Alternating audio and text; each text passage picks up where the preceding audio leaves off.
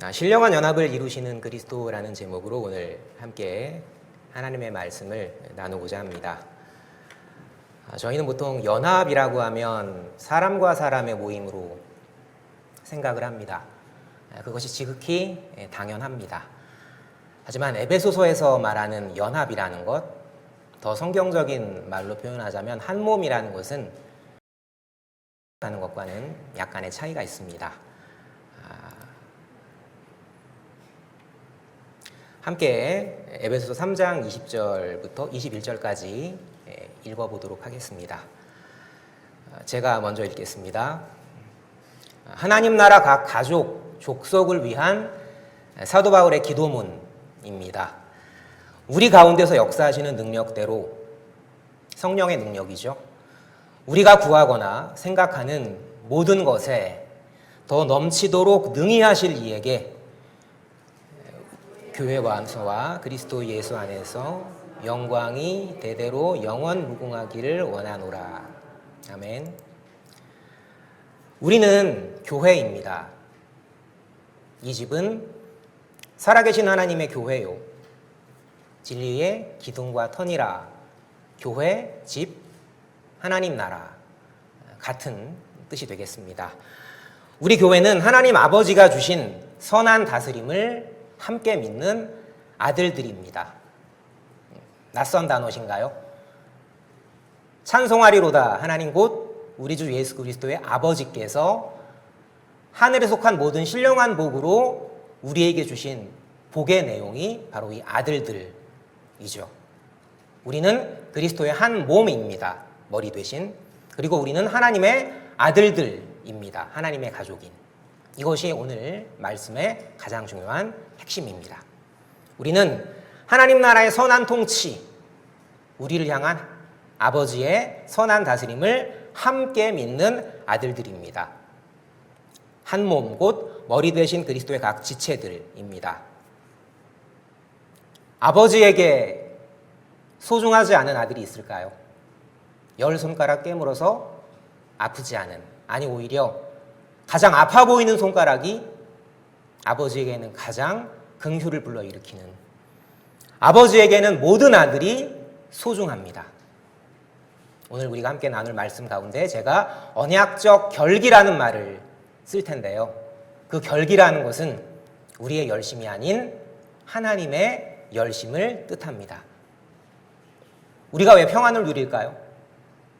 우리의 노력이 아닌 하나님의 열심을 함께 바라보기 때문이죠.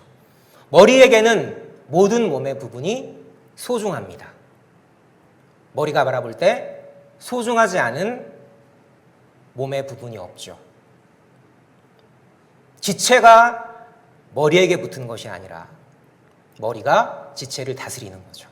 이 몸의 원리를 사도 바울은 오늘 특별히 에베소서 4장 말씀에서 우리에게 아주 좋은 비유로 가르치고 있습니다. 오직 하나님 아버지께 영광, 그리고 우리의 머리 대신 그리스도께 영광을 올리며, 첫 번째로 성경에서 말하는 그럼 연합이라는 것이 무엇이냐라는 것을 함께 생각해 보도록 하겠습니다. 인간의 제도적인, 인간의 어떤 시스템적인 연합을 뜻하는 것이냐? 물론 중요합니다. 이 부분을 절대 간과하는 것이 아닙니다. 하지만 그 이전에 그리스도 중심적 연합이라는 것이 무엇인지 한번 생각해 보도록 하겠습니다. 지상교회는 긴 교회사 속에서 형제사랑의 화목연합, 이 연합을 꿈꾸었습니다. 슬프지만 저희 교회가 속해 있는 교단도 마크가 바뀌었죠. 왜 마크가 바뀌었나라고 생각을 하실 분이 계시겠지만 그 문제입니다. 하나 되고자 했지만 또 갈라지게 되는. 최근에 또 뉴스를 보았습니다. 모 교단이 더 큰 모습으로 이전에 헤어졌던 교단과 함께 손을 잡았다는. 저는 너무나 또한 잘 되기를 소망합니다. 하지만 중요한 것은 교회사에서 단 한 번도 인간의 열심으로 지속적인 연합이 이루어진 사례는 없었다. 종교개혁 당시에도 루터와 츠빙글리가 그랬고요. 심지어는 너와 나는 영이 다르다라고까지 극언을 하면서 갈라섰지만 하나님은 성령의 능력으로 그 둘을 다시 하나로 만드셨죠. 형제사랑의 화목과 연합은 선한 갈망에도 늘 결국 흔들렸지만 히브리서의 표현처럼 흔들리지 않는 영원한 나라, 우리가 지금 살고 있는 하나님 나라, 그 영원한 나라를 바라보게 하신 우리에게 성령을 주신 우리의 머리 그리스도의 영광, 살아계신 하나님의 영광만을 바라볼 때 우리는 우리의 이합집산과 흔들림에도 흔들리지 않을 수 있는 거죠. 교회 연합에 중요한 전제가 있습니다. 이 땅에 참된 예수님의 교회는 첫 번째, 우리가 하나 될 지상의 사명을 받았기에 하나로 연합해야 한다. 외견상 당연한 명제처럼 보입니다. 하지만 성경은 결코 이런 말을 하지 않습니다. 우리가 오늘 함께 살펴볼 성경 본문에서는 예수님의 영이 한 몸 되게 하셨기에 하나로 세워져 가는 거야. 예수님의 영이 그 머리 되신 그분께서 우리 각 부분들을 다스리시기 때문에 우리는 한 몸으로 지어져 간다가 한 성전이 되어져 간다가 에베소서의 표현이죠. 외견상 우린 때로 불화처럼 보일 수 있습니다. 루터가 그랬던 것처럼, 우리 믿음의 선배들이 그랬던 것처럼. 하지만 우리의 인간적 노력이 무너질 때 하나님은 영원한 천국을 바라보게 하시죠. 우리의 힘으로는 안 되지만 그분이 오셔서 우리 몸을 부활하신 당신의 몸처럼 부활시키실 때 우리는 진정한 하나님 나라의 연합과 한 몸됨과 천국의 기쁨을 누릴 수 있겠죠. 그날을 바라보십니까? 우리 몸의 부활. 성경은 단 한 번도, 예수님은 단 한 번도 영혼의 부활을 말씀하지 않으셨습니다. 우리 이 썩어 없어질 이 몸이 예수님의 몸처럼 부활되어 그 한 몸됨과 같이 또 우리 전체의 한 몸들이 그리스도와 한 몸이 되는 영원한 천국을 이야기하죠.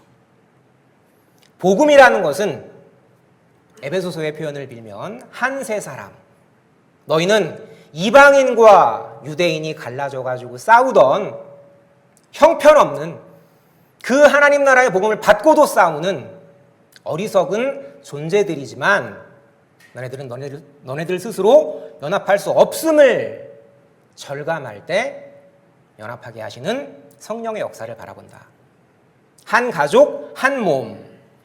에베소서는 몸의 진리를 담고 있습니다. 유기체적, 생명적, 그리고 영적 몸이죠. 유기체적 몸이란 이런 것입니다. 이 오른손이 몸이 싫다고 스스로 떨어져 나갈 수 있나요? 이 왼 다리가 난 이 몸이 싫다고 스스로 갈라져 나갈 수 있나요? 머리는 목숨을 걸고 사활을 걸고 자기의 지체들을 지킵니다. 그리스도께서는 십자가에 죽으시기까지 우리의 모든 죄악을 담당하시고 우리 한 몸의 부분들을 지키셨습니다. 유기체라는 것은 함께 끈끈이 절대 떨어질 수 없도록 연합되어 있다. 우리 믿음의 선조들이 왜 구원의 확신을 이야기했죠? 바로 이 유기체적 연합을 성경에서 발견했기 때문입니다. 생명적입니다. 이 손바닥이 이 팔에, 이 손가락이 이 손에 느슨하게 붙어 있지 않죠. 절대 느슨하게 붙어 있지 않습니다. 느슨한 것처럼 보여도 머리는 항상 힘줄을 통해서 이 손가락에, 이 발가락에, 이 머리카락에 생명의 기운을 흘려보내죠.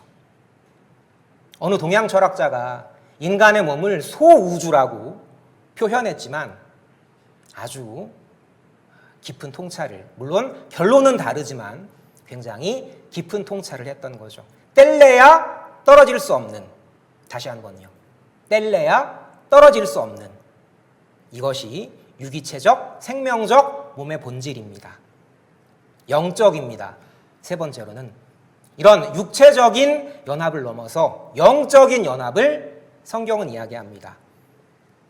저도 살면서 실수를 참 많이 했지만 오늘도 이제 방송이 약간 아쉬움이 있지만 그럼에도 불구하고 함께 고민해 주시는, 걱정해 주시는 권사님, 집사님, 장로님들. 여러분, 교회가 왜 하나님의 가족인가요? 왜 교회가 하나님의 가족이죠? 예, 여러 가지 이유가 있겠죠.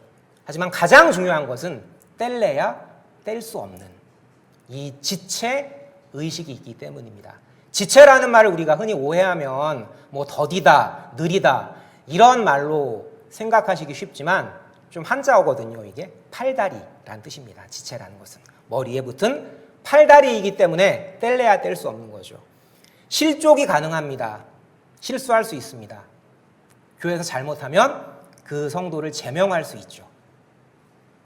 하지만 그리스도 몸 안에 있기 때문에 뗄래야 뗄 수 없는 그 영혼은 절대 하나님의 은혜에서 창세전 아들됨의 축복에서 탈락시킬 수가 없다라는 것을 바울은 분명히 밝히고 있습니다. 이 말씀이죠. 한 몸입니다. 이 지체가 정신을 차려서 붙는 것이 아닙니다. 그렇게 보일 수 있죠. 하지만 곧 내 의지로 내가 몸에 붙었다라고 생각하는 어린 성도에게는 하나님이 네 스스로 붙은 것이 아니야 라는 것을 깨닫게 하시죠. 저도 많이 깨달았습니다. 한 몸은 지체가 정신 차려 붙는 것이 아니라 성령의 방식으로 붙는 것이다. 아까 제가 영적 연합이라고 이야기를 했죠. 설명하기가 참 어렵습니다. 그런데 예를 들자면 이런 거죠. 우리 몸으로 비유하자면 여기 지금 이 손가락이 움직이죠. 제 눈이 깜빡입니다. 하지만 정확하게는 손가락이 움직인다, 눈이 깜빡인다가 아니라 머리가 명령하여 손가락을 움직이게 하고 머리가 명령하여 눈을 깜빡이게 한다입니다. 복잡한 신경학적인 용어를 떠나서 이게 몸의 진리이고 이게 성령이 하나 되게 하시는 교회의 진리입니다. 힘줄이 어디 있죠? 핏줄이 어디 있죠? 예, 몸속에 있죠. 하지만 영적인 핏줄과 영적인 힘줄은 보이지 않습니다. 그것이 성령입니다. 바울이 감옥에서 이 편지를 기록할 때도 계셨고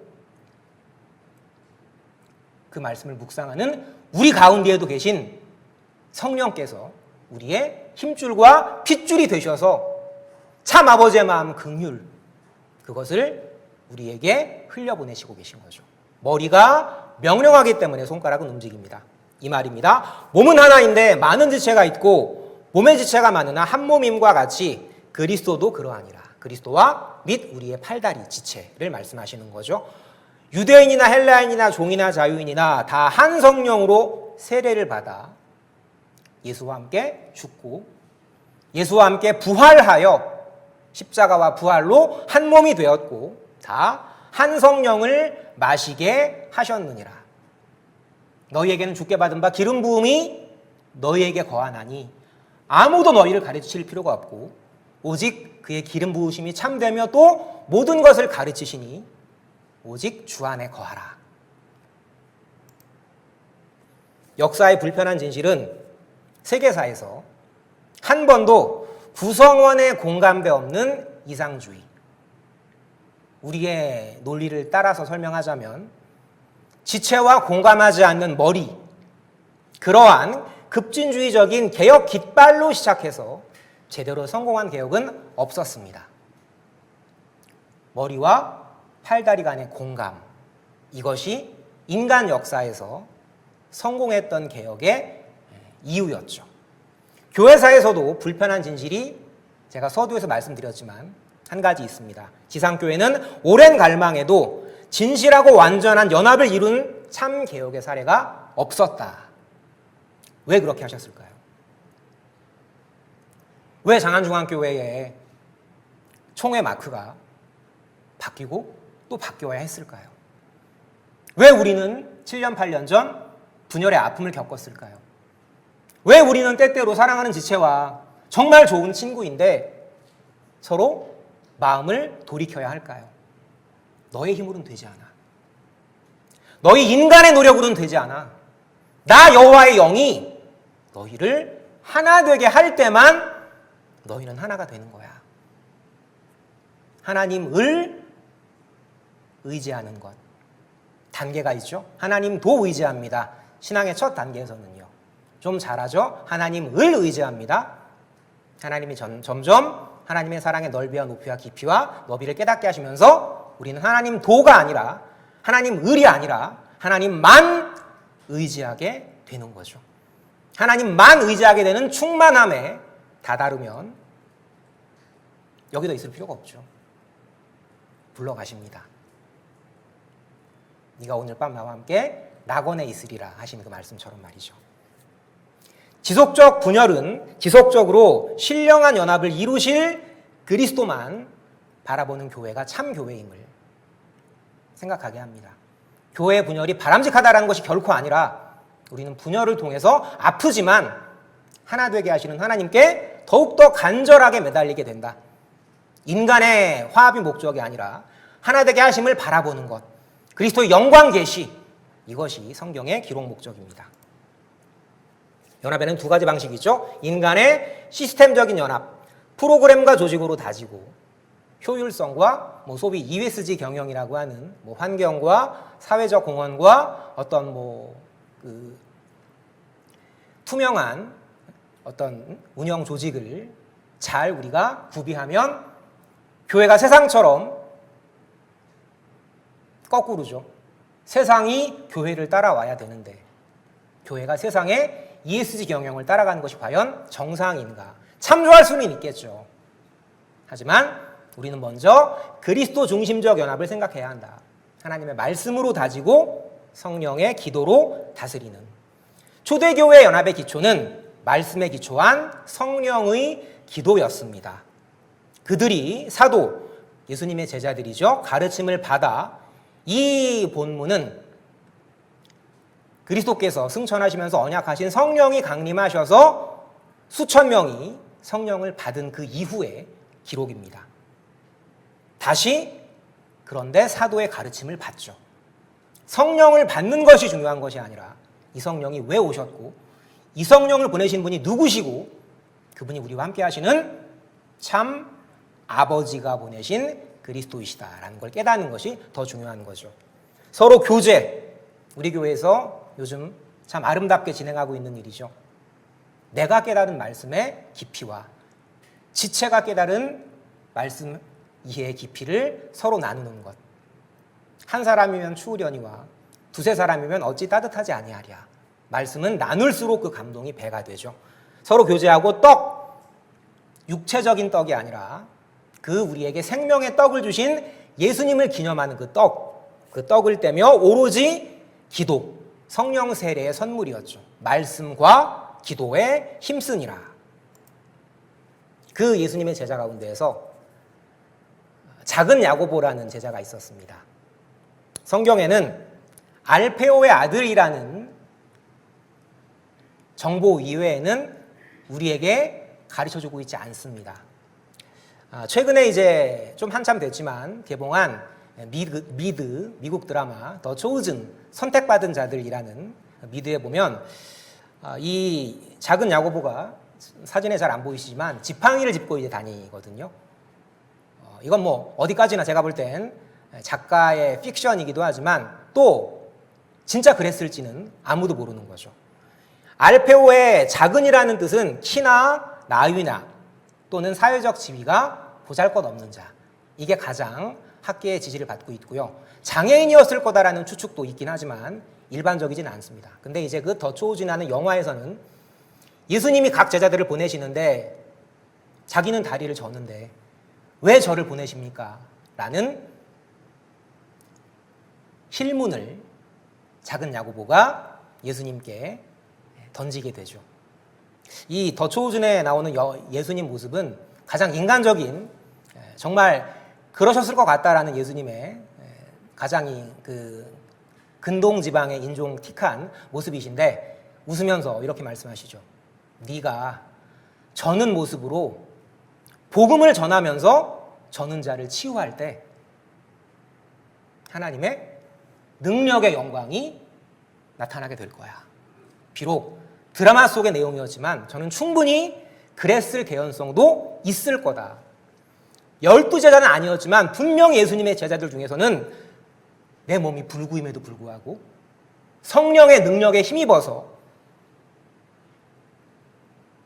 병든 자들을 고쳤던, 당신 몸도 못 고치면서 누구를 고쳐라는 비웃음 속에도 나는 나를 향하신 아버지의 선하신 뜻을 믿습니다라고 고백했던 제자들이 분명히 있었겠죠. 예수님의 공동체는 카리스마 있는 사람만의 것이 아니었습니다. 작은 야고보, 알페오의 아들이라는 정보밖에 없는 이 자도, 이분도 하나님께 소중히 쓰임을 받았다. 작은 바람은 우리 장안중앙교회가 한 영혼의 가치,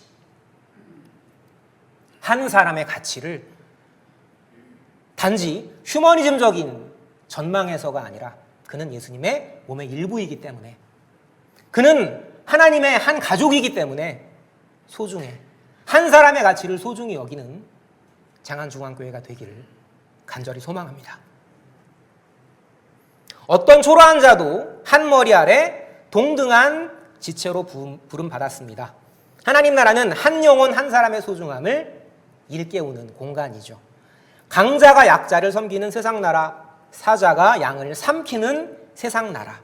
하지만 예수님은 교만했던 바리새인과 같은 자들에게는 사자 같으셨고, 울며 탄식하는, 몸의 질병과 경제적인 곤궁과 관계의 단절로 괴로워하는 그 사마리아 여인 한 여인을 만나시기 위해서 일부러 길을 돌아서 사마리아를 걸어가셨던, 유대인으로서 밟기조차 더러워했던 사마리아 땅을 유대인으로서 밟으셨던, 그렇게 겸손한 자에게는 양과 같으셨던 예수님은 강자로서 약자를 섬기심으로 인간적인 강자가 인간적인 약자를 섬길 수밖에 없고, 또한 인간적인 약자는 인간적인 강자에게 감사하게 되는, 이런 상호 아름다운 사자와 양이 연합하는 하나님 나라를 어떻게 이루셨다고요? 스스로 본이 되어주심으로써 양무리에게 주장하는 자세를 하지 말고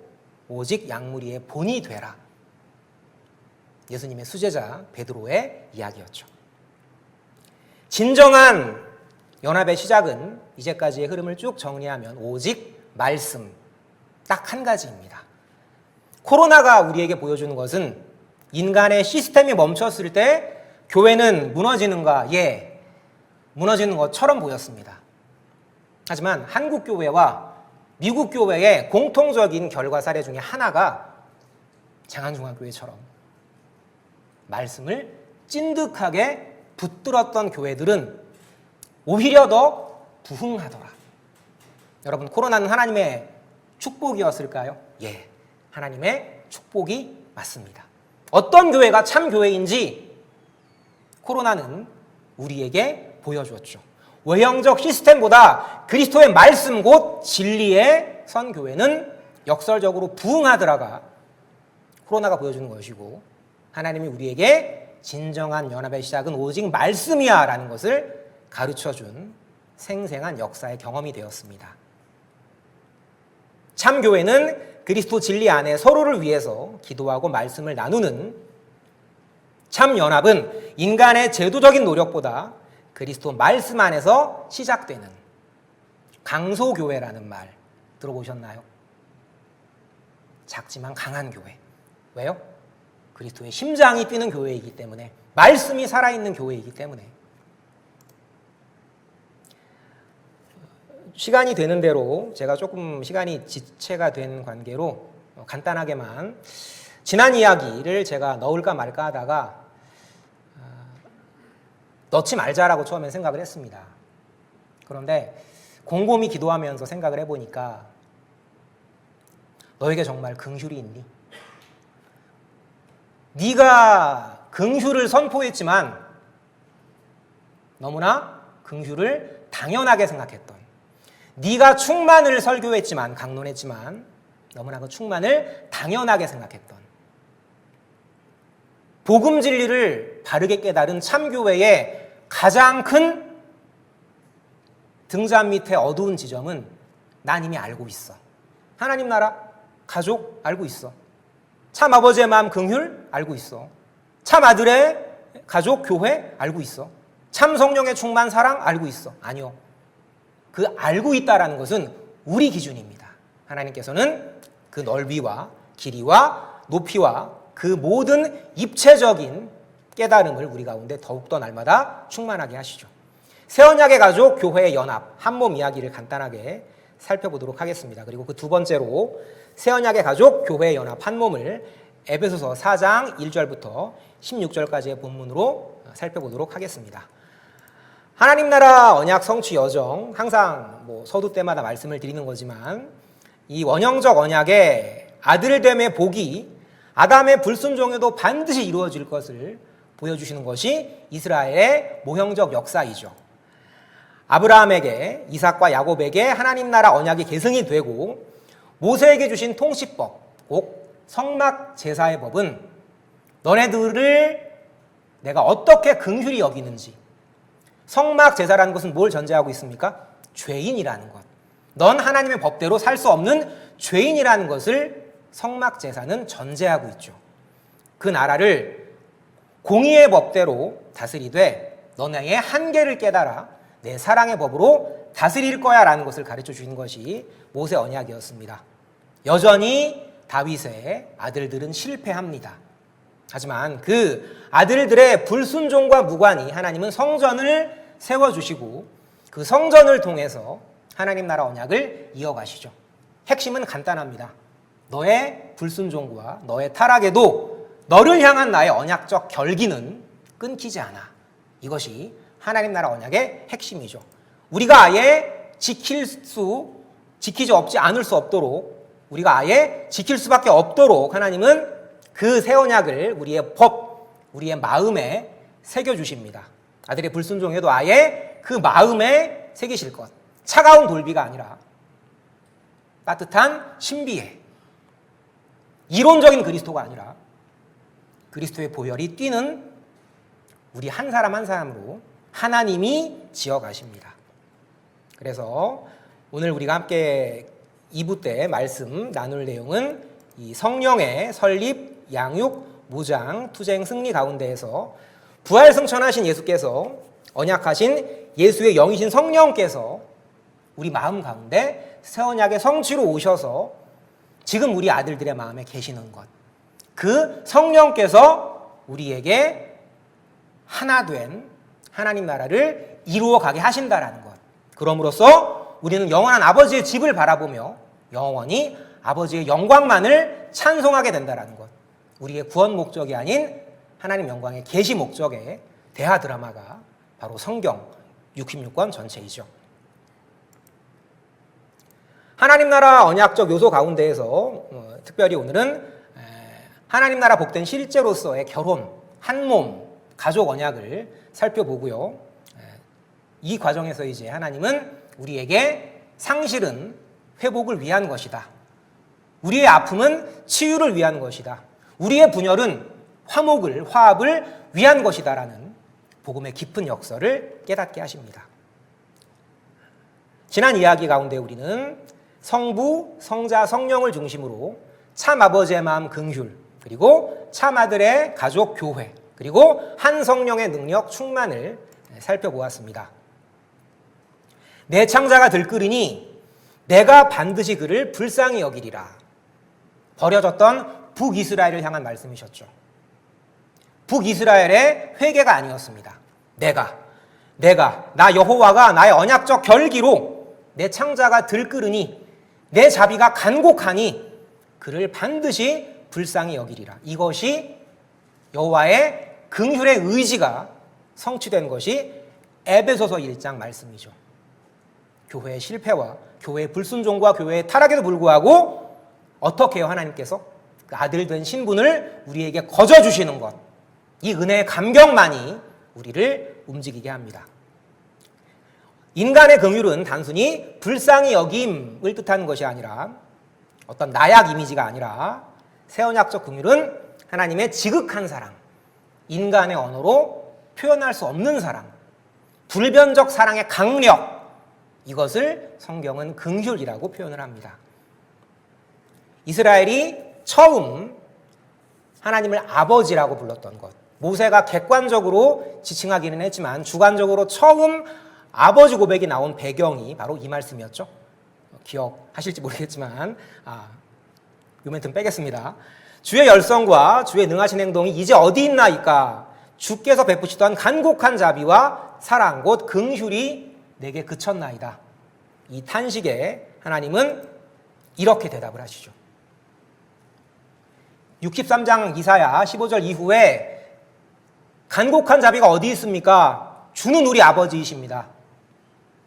아브라함은 우리를 모르고 이스라엘은 우리를 인정하지 않을지라도 주는 우리 아버지이십니다라는 고백이 나오지만 그 간곡한 자비가 어디 있느냐라는 질문은 하나님이 예레미야 31장에서 말씀을 하셨죠. 내 마음이 측은한 즉, 아까 그 간곡한 자비와 같은 단어입니다. 그를 위하여 네가 회개했으므로 아닙니다. 내 마음이 일방적으로 측은한 즉 내가 반드시 너를 긍휼히 여길 거야. 이 긍휼의 언약이 에베소서 1장에서 성취가 된 것이 신령한 복이죠. 아들 삼으심. 우리의 어떠한 실패와 우리의 어떠한 불순종과 우리의 어떠한 타락에도 불구하고 우리의 아들 된 신분은 결코 변하지 않는다. 그 아들의 명예로 당당히 걸어가라. 그래서 성부의 예정, 성자의 구속, 성령의 인치심에 에베소서 1장 3절부터 14절까지의 신약에서 가장 긴 한 문장은 딱 한 가지, 은혜. 딱 한 가지, 은혜. 긍휼의 언약을 따라서 당신의 참아들을 죽이시기까지 끝까지 우리를 사랑하신 참아버지의 은혜만을 담고 있습니다. 성자, 참아들의 가족 교회였죠. 예수님이 제자였던 요한과 어머니였던 마리아를 객관화시키셔서 여자여라고 부르시고 또 네 아들이 당신의 아들이시니다 라고 이야기를 하셨죠.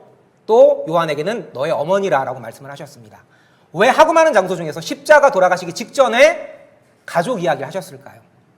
인간의 가족이 아니라 나의 보혈의 피로만 하나 되는 가족이 십자가의 새 언약의 가족이다라는 것을 예수님은 말씀하시기 위해서 그 이후에 이제 요한과 마리아를 곧 형을 잃어야 되는 요한, 곧 아들을 잃어야 하는 마리아를 십자가 보혈로 하나로 묶으시면서 이 말씀을 하시는 거죠. 예수께서 신포도주를 받으신 후에 이르시되 구약의 모든 언약과 십자가의 새 가족을 내가 다 이루었다.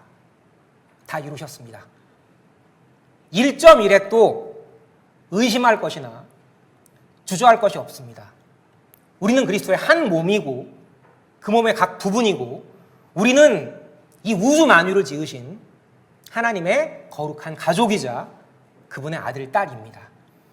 성경은 이것 이상을 말하고 있지 않습니다. 이것이 복음입니다. 이 불변적 진리가 우리를 감동하게 해서 몸을 위해서 아버지를 위해서 헌신, 봉사, 충성하게 한다가 그 이후의 생활이죠. 너희도 성령 안에서 하나님이 거하실 처소가 되기 위하여 그리스도 예수 안에서 그리스도 피의 권속, 곧 돌아보는 가족으로 함께 지어져 간다라는 내용을 지난 시간에 살펴보았습니다.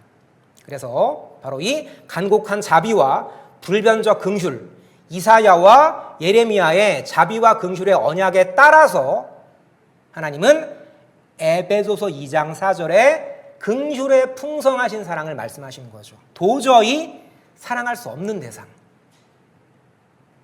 여러분 스스로 용서받을 자격이 있다고 생각하십니까? 저는 아닙니다. 여러분 스스로 믿어줄 만한 대상이라고 생각하십니까? 저는 아닙니다. 여러분 스스로 사랑받을 만한 대상이라고 생각하십니까? 저는 결코 아닙니다. 따라서 에베소서 2장 4절에 긍휼의 풍성하신 사랑은 저의 마음을 움직이고 저의 몸을 움직이고 저의 의지를 움직이십니다. 그 큰 사랑, 허물로 죽은 우리를 놀랍게도 에베소서 2장 5절부터 6절까지는 과거의 단회적 사건, 쉽게 말씀드리면 이미 일어난 절대 빠꾸할 수 없는, 절대 돌이킬 수 없는, 절대 변하지 않는 확실한 사건으로 뭘 말합니까? 함께 그리스도와 함께 살리셨고 일으키셨고 앉히셨다. 지금 의자에 앉아 계시죠?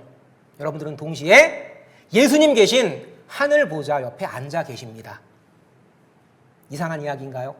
그것을 느끼게 하는 것이 새 언약의 신비로 새겨주신 성령의 역사이리라 믿습니다.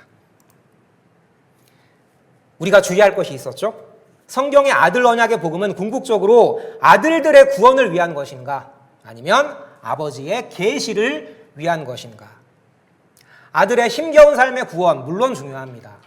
하지만 그것만을 바라보게 되면 아까 분열과 연합을 반복했던 교회사의 교훈처럼 하나님께 돌아섰다가 다시 또 타락했다가 하나님께 순종했다가 또 불순종했다가 여러분 우리가 왜 주일마다 매주 모이죠? 한 번 말씀 들었으면 됐잖아요. 그게 아닙니다. 우리는 매주일 이 십자가와 부활의 기쁨에 동참하는 그 주의 날, 계시록 1장 10절의 그 주의 날에 우리는 십자가의 죽음과 그리스도의 부활을 함께 즐거워하기 위해서 교회에 모이는 거죠. 주기적으로 모여야 합니다. 주기적으로 말씀을 읽으셔야 합니다. 그래야 우리는 우리 안에 신령한 영적 에너지가 떨어지지 않죠. 기준은 흔들린 나들의 구원에 있다면 성취는 가변적입니다. 하지만 기준이 아버지 이름의 영광의 계시라면 내 불순종과 내 타락에도 우리는 담대히 성전으로 나아갈 용기를 얻는 거죠. 히브리서의 가르침처럼 말이죠. 그래서 내 이름을 위하여 내 영광을 위하여 너를 멸절치 않고 너에게 노하지 않을 거야. 내가 때리겠지만 반드시 너를 싸매고 내가 뽑겠지만 반드시 너를 다시 심을 거야. 심기 위한 뽑으심이죠. 싸매시기 위한 때리심입니다. 왜 그렇게 하시나요? 우리는 아둔합니다. 우리는 이 가시적 눈의 한계에 갇혀 있죠. 우리에게 영원한 눈을 트이게 하시고자 하나님은 그렇게 때리고 싸매시는 당신 입장에서는 참 번거로운 방법을 쓰시는 거죠. 부모 입장에서는 번거로운 매질이지만 아들 입장에서는 사랑의 아버지의 손길이죠. 그래서 세 번째로 한 성령의 충만함 이야기를 했었습니다. 한 성령의 충만한 은혜, 한 성령의 충만한 은혜. 우리는 한 몸이다. 다 한 성령을 마시게 하셨다. 이 말씀과 같이 하나님의 모든 충만하신 것 곧 사랑입니다. 언약적 사랑, 우리를 향한 긍휼의 사랑, 하나님의 언약적 결기, 그 충만하신 것으로 너희가 충만하게 될 때 너네들은 서로 연합하게 될 거야. 아주 단순하죠. 성경은 단순합니다. 그 사랑 충만하신 여호와의 사랑을 깨달을 때 우리는 한 몸으로 연합하게 되고 지체를 위해 헌신하게 되고 아버지의 마음을 헤아리게 되는 거죠. 그래서 우리 신약교회의 성장, 사도직분의 임무 3장 가운데에서 교회의 비밀을 드러냄 3장 1절부터 13절까지 그리스도 승리의 신비를 지난 시간에 살펴보았습니다. 교회의 비밀, 머리 대신 그리스도의 비밀은 창세기 2장의 결혼 언약대로 너희들은 선악과를 따먹었음에도 불구하고 너희 기준에 옳고 그름을 가졌을지라도 너네들은 반드시 내가 한 몸을 이루게 할 거야. 여자와 남자가 부모를 떠나 한 몸을 이룰지로다라는 언약의 성취가 바로 이 에베소서 3장 1절부터 13절까지의 말씀이죠. 사단 권세의 성실한 방해 공작에도 불구하고 하나님 나라 결혼 언약대로 유대인과 이방인이 그리스도 안에서, 이 단어가 빠지면 아무런 의미가 없습니다. 그리스도 안에서 상속자 지체를 이루게 된다. 그리고 그리스도와 연합하여 승리한다. 패배한 것 같지만 그 무서운 역병이 돌 때 우리를 핍박했던 그 로마 사람들을 위해서 헌신적으로 몸을 아끼지 않았던, 전염병을 두려워하지 않았던 그 그리스도의 십자가 사랑, 이타적 사랑, 희생적 사랑이 로마를 변화시켰죠. 십자가가 로마를 삼켰습니다. 그것이 우리의 승리입니다. 그리스도와 연합된 승리의 신비는 십자가와 부활이다. 두 번째로 교회의 성장을 간구하는 내용, 그리스도 사랑의 능력. 머리 대신 그리스도의 능력은 역시 사탄 권세의 성실한 방해 공작에도 불구하고 하나님 나라 회복 언약대로 쫓겨나야 마땅하지만 하나님은 쫓아내시되 가죽옷을 입히셔서 쫓아내셨죠. 누군가가 죽어야만 얻을 수 있는 그 가죽옷, 예수께서는 당신의 목숨을 희생하심으로써 우리에게 당신의 하얀 세마포를 입혀주셨죠. 누구나 자기의 죄가에 따라 심판을 받습니다. 하지만 우리의 영원한 변호자 되신 성령께서, 우리에게 세마포옷을 입혀주신 그리스도께서 우리 곁에 계시기에 우리는 심판날에도 두렵지 않은 거죠. 그 유대인과 이방인이 그리스도 안에서 함께 충만한 사랑으로 자란다. 그리스도와 연합된 능력의 신비 또한 십자가와 부활입니다. 그래서 세상 가족과 하나님 나라 가족을 비교했을 때 세상 가족은 육신적 출생을 따라 능력별로 사람을 비교합니다. 줄 세우기를 하죠. 하지만 하나님 나라 가족은 그리스도 안에서 아들됨, 정확하게는 제가 입양이라고 말씀드렸습니다. 근본 원수된 자로서, 근본 하나님의 죄인된 자로서 우리는 신령한 거듭남을 얻었고 새롭게 태어났고 모두가 한 이름 한 이름이 소중합니다. 각 족속을 위하여, 각 족속의 이름을 위하여 바울은 에베소서 3장에서 무릎을 꿇고 기도하죠. 각 족속의, 각 가족의, 각 하나님 나라 언약을 받은 한 명 한 명 지체들의 이름은 너무나 소중합니다. 위아래가 없습니다. 한국의 기독교가 처음 들어왔을 때 양반이라는 이름, 상놈이라는 이름, 왕이라는 이름, 천민이라는 이름, 그리스도 예수 안에서는 없었습니다. 그것이 한국을 복음의 나라로 만들었던 거죠. 그 정신이 오늘날에도 이어지기를 간절히 소망합니다. 그래서 세상 가족은 윤리적 책임감으로 유지되지만 하나님 나라 가족은 참 아버지의 마음 긍휼, 참 아들의 가족 교회, 우리를 끝까지 붙드시는 새 언약의 성령, 그 불변적 사랑의 감격으로만 유지가 됩니다. 세상 가족의 종말은 즐거운 나의 집 노래 불러도 죽음 앞에서의 어쩔 수 없는 이별이죠. 하지만 우리는 죽음 앞에서 마라나타, 주 예수여 어서 다시 오시옵소서를 노래 부를 수 있는 신령한 하나님의 가족입니다. 한 성령의 한 소망, 그 아멘 주 예수여 다시 오시옵소서의 그 한 소망을 우리는 품습니다. 우리는 몸의 부활을 통해서 영원한 하나님 나라를 누리게 될 것입니다. 세상 나라의 육신적 연합이 아닙니다. 하나님 나라의 신령한 연합입니다. 세상 나라의 육신적 연합은 각 인간의 능력에 따른 조직입니다. 수평적인 경쟁이죠. 경쟁은 교만과 뗄래야 뗄 수 없는 관계에 있습니다. 저 인간을 나보다 아래로 느낄 때, 아래로 여길 때 인간은 쾌감을 느끼죠. 인간의 모든 욕망 중에서 식욕, 색욕, 성욕 등등등 중에서 가장 강력한 것을 심리학자들은 공통적으로 권력욕이라고 이야기합니다. 왜일까요? 내가 하나님이 되는 거니까. 인간은 저 나의 경쟁자를 내 발 아래 무릎 꿇릴 때 짜릿한 쾌감을 느낍니다. 그것이 가장 무서운 교만의 악이죠.